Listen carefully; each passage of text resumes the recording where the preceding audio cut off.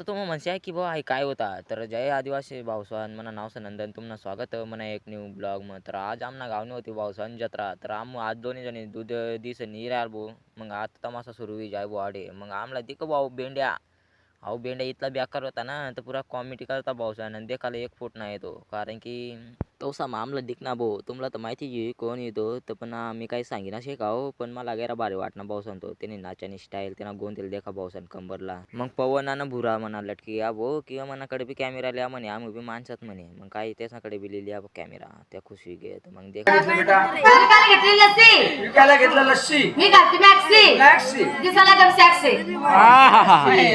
एकच number come on baby yes oh no come on no oh yes